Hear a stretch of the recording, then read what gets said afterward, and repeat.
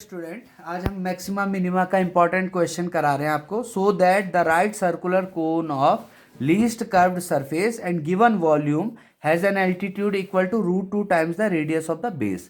तो देखिए, इसमें दो पॉइंट हमें ध्यान देने हैं. हमें क्या एक कोन दिया है, और कोन में आपको पता है, कोन हम सिंपल ड्रॉ कर लेते हैं. कोन में क्या गिवन है, ये आपको पता है एल स्लैंट हाइट, ये एच हो गया, और ये क्या हो गई इसकी आर. इसने बोला है कि जो कोन है उसके जो कर्व्ड सरफेस एरिया है उसको हमने लीस्ट लाना है. तो इसका मतलब कर्व्ड सरफेस एरिया को लीस्ट लाना है. और एंड गिवन वॉल्यूम, और जो वॉल्यूम हमें है वो गिवन है यानी फिक्स्ड है, उसकी हमने हेल्प लेनी है. और इन दोनों की हेल्प से क्या कर देना है, एल्टीट्यूड जो उसका इक्वल है √2 टाइम्स द रेडियस, यानी जो एच है वो √2 आर के इक्वल लाना है. तो देखेंगे कैसे करेंगे. सबसे पहले तो curve surface area of cone क्या होता है जिसको लिस्ट लाना है हमने. ये आपको पता है पाई आर एल, ये टर्म आपको सब पता होना चाहिए. पाई आर रेडियस हो गई, एल इसकी स्लैंट हाइट हो गई, और वॉल्यूम ऑफ कोन जो फिक्स गिवन है, वॉल्यूम ऑफ कोन वी क्या गिवन है, 1/3 पाई आर स्क्वायर एच, ये गिवन है. अब देखिए, इसकी हेल्प हमने यहाँ लेनी है. तो अगर हम यहाँ से आर की वैल्यू निकालेंगे तो पाई और एच की और वी की फॉर्म में आ जाएगा, और एल भी है, तो कन्फ्यूज़न हो जाएगा और क्वेश्चन सॉल्व नहीं हो पाएगा, या टफ पड़ जाएगा. तो इससे क्या करें, हम सी दे रखा है हमें पाई आर एल, तो एल को लिख दिया हमने H square plus R square. Okay, H square plus R square.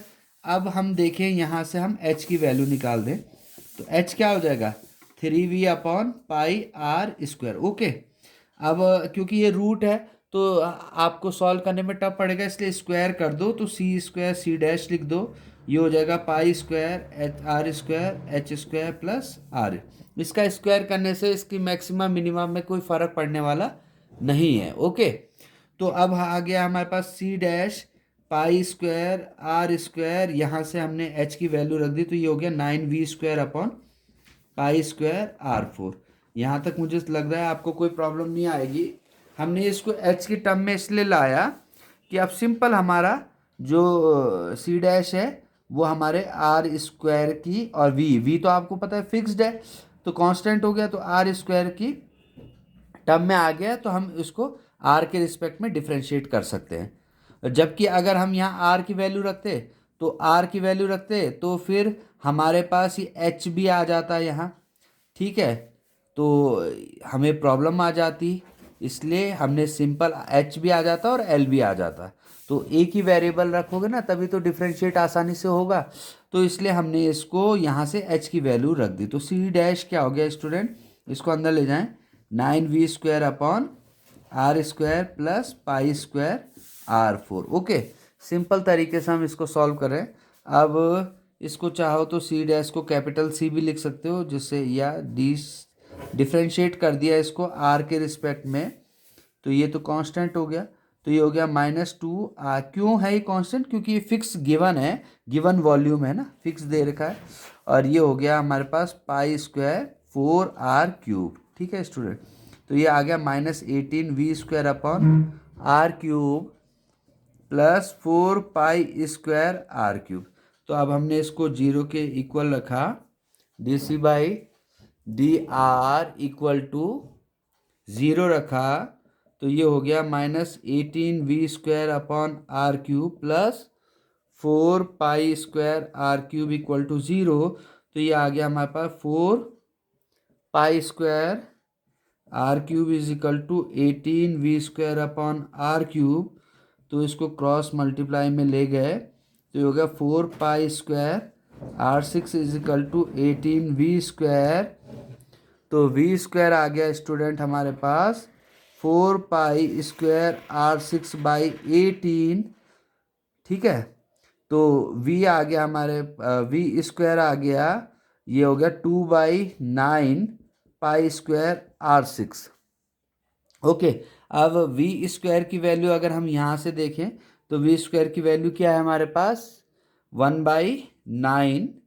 We square कर दें तो 1/9 पाई स्क्वायर r4h स्क्वायर, ये हो गया 2/9 पाई square r6. Okay student, simple है, कोई ज़्यादा टफ कैलकुलेशन नहीं है। 9 से 9 कैंसिल, पाई स्क्वायर से पाई स्क्वायर कैंसिल, तो ये बचा हमारे पास R4 है, ये R6 है, तो R square is equal to, ये आ गया हमारे पास 2R square is equal to H square, तो एच आ गया हमारे पास √2R। ये हमें लाना था कि जो हाइट है वो √2 टाइम्स है किसकी, रेडियस की।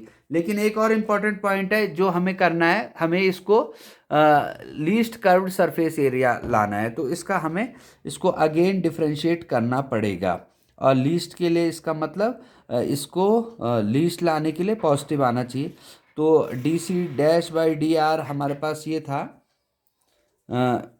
तो D square C dash upon D R square हो जाएगा स्टूडेंट, -18V², ये R³ था, तो ये हो गया -3R-4 प्लस 4π² 3R², तो 18 3 जा 54 और V² upon R4 plus 12π²R²। तो आपको दिख रहा है, सीधी सी बात है, ये R तो पॉजिटिव ही होगी, वॉल्यूम भी पॉजिटिव का स्क्वायर पॉजिटिव होगा, तो इसका मतलब ये हमारा पॉजिटिव आएगा। तो पॉजिटिव का मतलब ये जो है लीस्ट है।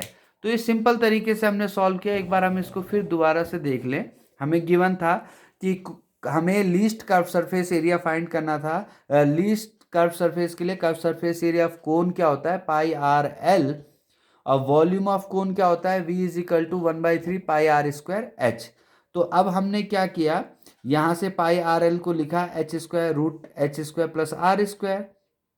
आपको पता है, अब इसमें हमने h की वैल्यू, अब आपके दिमाग में क्वेश्चन है r की वैल्यू क्यों नहीं लगाई, तो मैंने आपको पहले ही बताया कि हमने सिंपल इसको एक ही वेरिएबल में रख देना है जिससे हम डिफरेंशिएट इसको कर पाए। तो इसको हमने H² प्लस R², फिर H² प्लस R², इसका स्क्वायरिंग किया। मैंने बोला स्क्वायरिंग से इसके मैक्सिमम मिनिमम पे कोई फ़र्क पड़ने वाला नहीं है, तो π²R², ये हो गया 9V² upon π²R4 plus R², फिर D C dash upon R के रिस्पेक्ट में हमने इसको डिफ्रेंशिएट किया। तो सिंपल इसका ये स्टेप पहले था, ये डिफ्रेंशिएट किया, तो 9R की पावर -2 का डिफ्रेंशिएट हो गया -2R-³ और π²R4 का हो गया 4R³। D C dash upon D R को 0 के बराबर रखा, -18V² upon R³ plus 4π²R³ equal to 0, तो ये आ गया 4π²R³ is equal to 18V² upon R³, तो 18V² आ गया 4π²R6।